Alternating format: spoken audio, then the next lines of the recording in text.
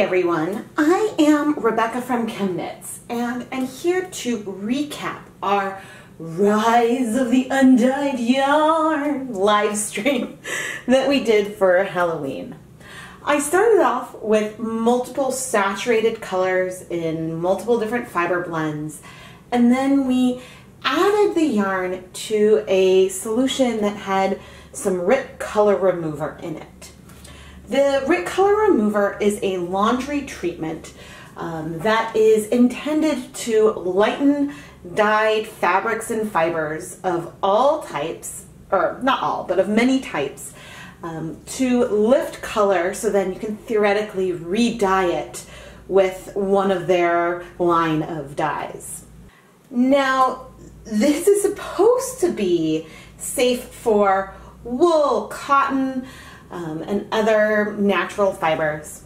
It doesn't mention synthetics like acrylic specifically, but I decided to give it a shot anyway. So let's take a closer look at our yarn. The RIT color remover was the most successful on the Knit Picks Wool of the Andes worsted weight yarn. We started with indigo heather, pumpkin, and black. The funny thing with the black, and I'm not sure if I have some pictures of it, but it definitely looked more yellow while it was wet, and it sort of shifted back to blue when I removed it. It sort of reminded me a bit of the indigo dyeing that I did, where I did use this RIT color remover to make our successful dye bath. By removing the color, we got these ghoulish tones. The purple shifted to this sort of it's almost like a zombie green brown color. The pumpkin, which started off a lot more orange, shifted to this mustard yellow. And then the black shifted to sort of a brownish green that we have over here. Now, as for the fibers, we got some felting going on. It's light felting, like I can separate, it's not an unusable mess, but, this yarn is stiff. There was a lot of washing involved, but it's stiff, it's a little crunchy.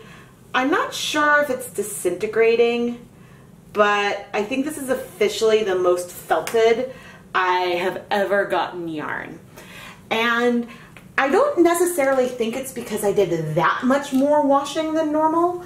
I think that the harsh treatment in the color remover did affect the integrity of the wool fibers.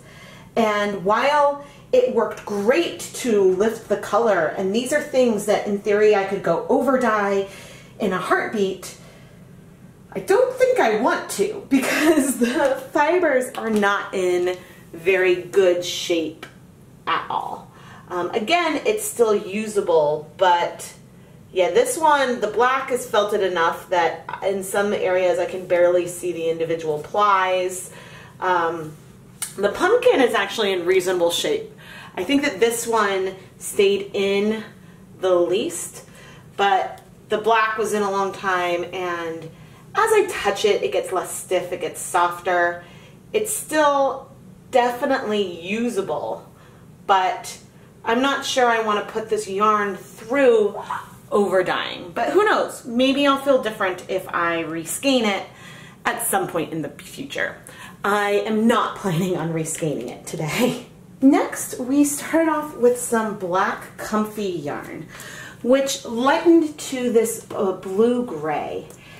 I think this worked really well. This is 75% cotton, 25% acrylic, and it looks very much like a heathered color now.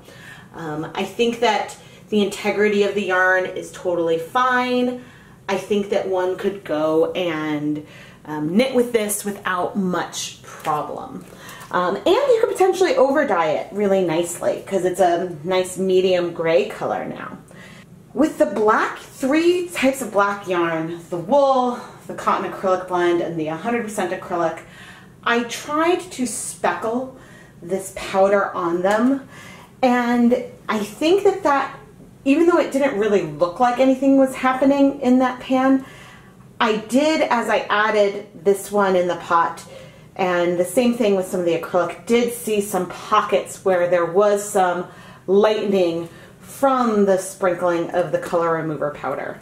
But again, the effect was really subtle, and maybe it would be worth exploring that again with this yarn type to see if I get some reverse speckles. Now, on to our acrylic friends.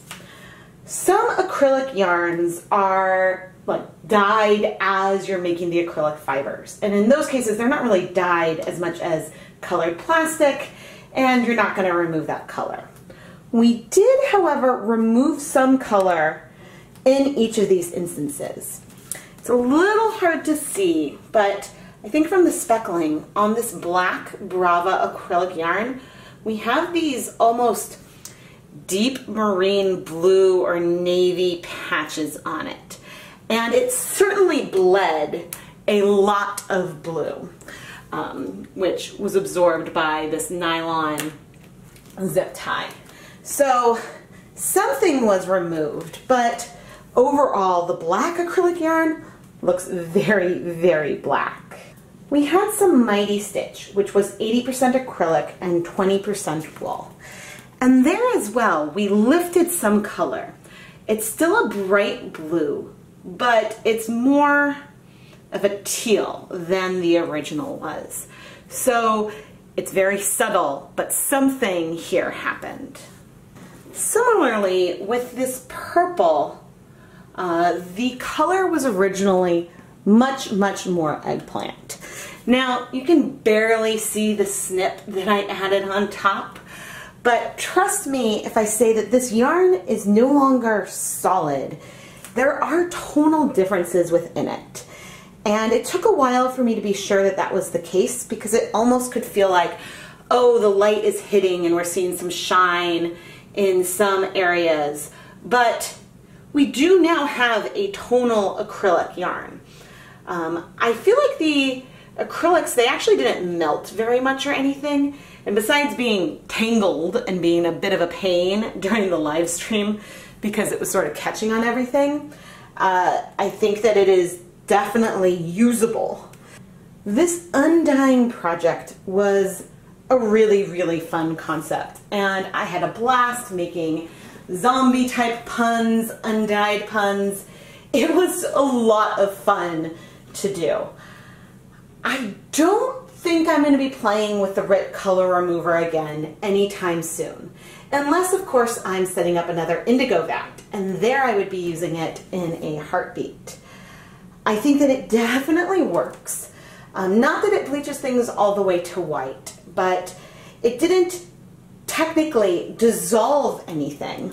There's definitely some other experiments you could do, whether it is, attempting going for those reverse speckles, playing with even more fiber types, or even t-shirts or something. But for now, I think I have a little more fun starting with a bare yarn and then dyeing it versus a colored yarn and undying it.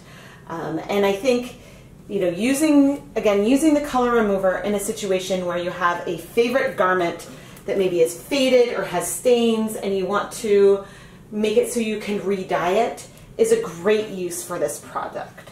But if you see a bin of clearance black yarn, I wouldn't purchase it with the intent to remove color to re-dye it to something else. Look for clearance yarns in medium tones or pastels, because those you can over dye straight away with, I think, without damaging the fibers as we did here. And before you think like, oh, well, maybe you just had a lot of washing, I was a little harsh with these fibers, and we went from some warm water to cool water quickly. There were some things that can promote felting. But I think in those 3 wool yarns, the thing that was the most felting issue was the additional agitation the fibers got from this color remover packet chemicals. I think that really contributed to the state that these fibers are in now.